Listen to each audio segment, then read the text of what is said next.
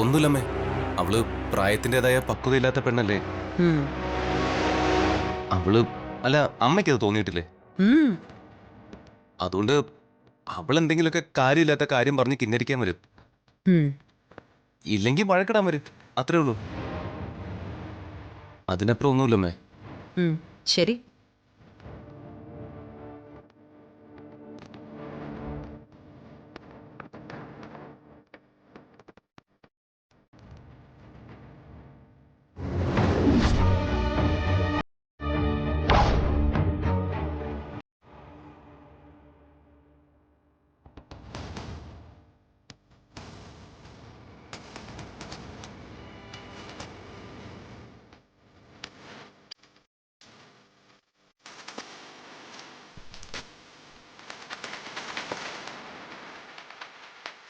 ഇവളെന്തായി വായിക്കുന്നത്?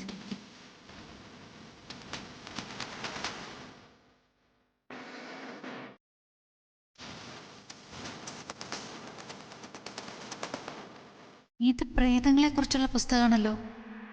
ഇവളെന്തിനാ ഈ രാത്രി നേരത്തെ ഈ പുസ്തകങ്ങളൊക്കെ വായിക്കുന്നത്? ജാസ്മിൻ,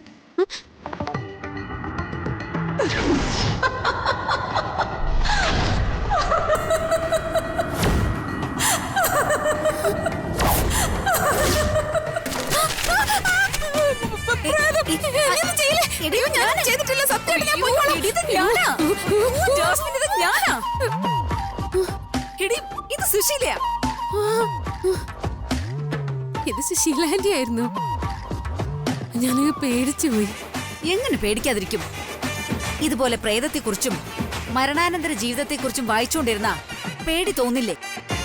ശരിയാ, ഞാൻ ഈ ബുക്കേ സ്വയം മറന്നങ്ങ് വായിക്കായിരുന്നു. അയ്യോ, നീ ഇപ്പൊ എന്തിനാ ഇതൊക്കെ വായിക്കുന്നേ? അതിനൊരു കാരണമുണ്ട്. എന്ത് കാരണം? അങ്ങനെ പാർവതി മാത്രം ആത്മാക്കളോട് സംസാരിച്ചാ പോരല്ലോ, എനിക്കും ആത്മാവിനോട് സംസാരിക്കണം.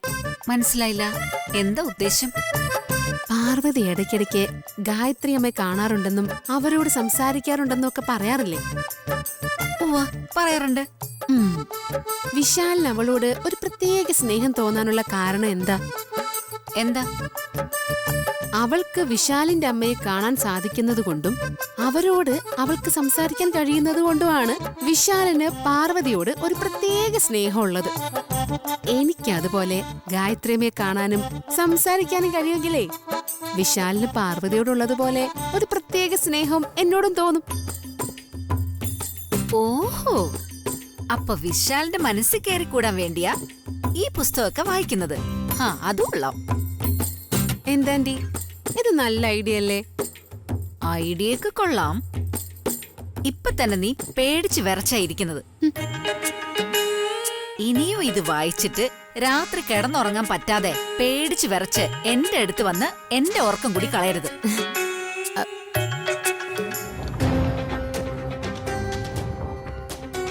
എന്റെ സുശീലാന്റി, വിചാരിച്ച കാര്യം നേടിയെടുക്കാൻ വേണ്ടി ഈ ജാസ്മിൻ ഇതല്ല ഇതിനപ്പുറവും ചെയ്യും.